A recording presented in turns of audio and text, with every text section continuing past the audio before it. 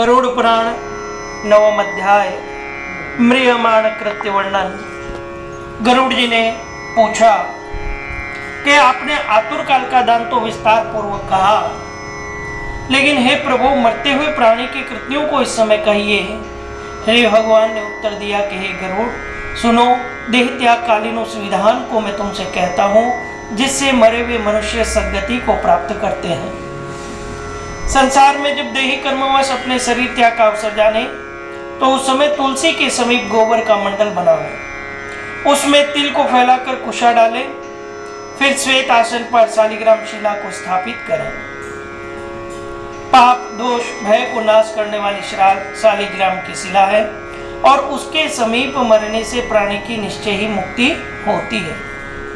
संसार के ताप को दूर करने वाली तुलसी के वृक्ष की छाया जहाँ पर विद्यमान है वहाँ मरने से मुक्ति होती है और वह सभी दानों से दुर्लभ है। जिसके घर में तुलसी का स्थान है वह ग्रह तीर्थ रूप है और उसमें यम के दूत नहीं जाते। और जो तुलसी की मंजरी से युक्त होकर प्राण को छोड़ता है, सैकड़ों पापों से युक्त होने पर भी उस प्राणी को यम नहीं देख सकते। तुलसी का दल मुख में रखकर तिल और कुश के आसन पर मरा हुआ प्राणी पुत्रहीन होने पर भी निसंदेह विष्णु लोक को जाता है।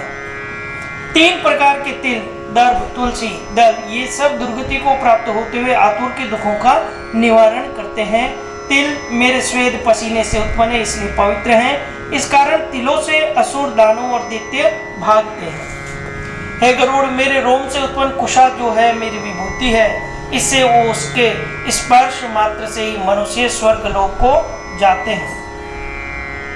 कुशा के मूल में ब्रह्मा, मध्य में जनार्दन, अग्रभाग नौक में शंकर देव स्थित हैं। इस प्रकार तीनों देवता कुशा में स्थित हैं। इससे कुश, अग्नि, मंत्र, तुलसी, ब्राह्मण और गौ ये बारंबार काम में लगने पर भी अपवित्र या अर्पित नहीं होते। कुश पिंड में निर्माल्य होता है, ब्राह्मण प्रेत के भोजन में निर्माल्य होता है, मंत्र, गौ और तुलसी नीच के घर में निर्माल्य होते हैं और अग्नि चिता में निर्माल्य होती है अर्थात अशुद्ध होती है। गोबर से लीपे हुए और दर्भ के बिछोने से संस्कार के हुए स्थान को भूमि पर आतुर को सुलावें।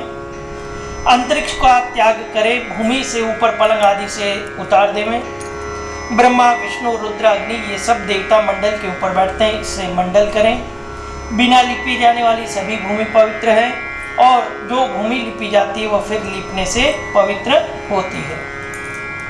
पिशाच, राक्षस, भूत, प्रेत, यम के दूत बिना लिपे हुए स्थान में, खाट में और अंतरिक्ष में प्रवेश करते हैं। इससे अग्निहोत्र, श्राद्ध, ब्राह्मण भोजन और देवता का पूजन इन सब को बिना मंडल की भूमि में आतुर से न करावें। इसके पश्चात उस आतुर को लिपी हुई भूमि में सुलाकर उसके मुख में स्वर्ण और रत्न डालें।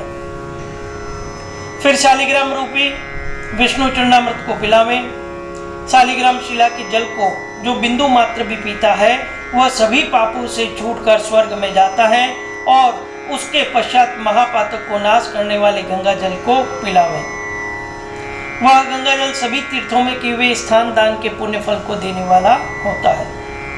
काया को शुद्ध करने वाले, 1000 चंद्रायण व्रत करने वाले या गंगा जल पीने वाले दोनों बराबर हैं। हे गरुड़ जैसे अग्नि को पाकर रुई का ढेर जल जाता है वैसे ही गंगा जल को पीने से पाप जल जाता है अर्थात नष्ट हो जाता है। जो सूर्य की किरणों से तप्त गंगा जल को पीता है वह सभी योनियों से छूटकर हरि लोक को जाता है। नदियों के जल में स्नान करने से मनुष्य पवित्र होता है, किंतु गंगा जी का दर्शन, स्पर्श, पान और गंगा ये नाम कहने से ही मनुष्य पवित्र हो जाता है। गंगा जल सैकड़ों हजारों अपवित्र पुरुषों को पवित्र करता है, इसलिए संसार से तरने वाले उसी जल को पीवे।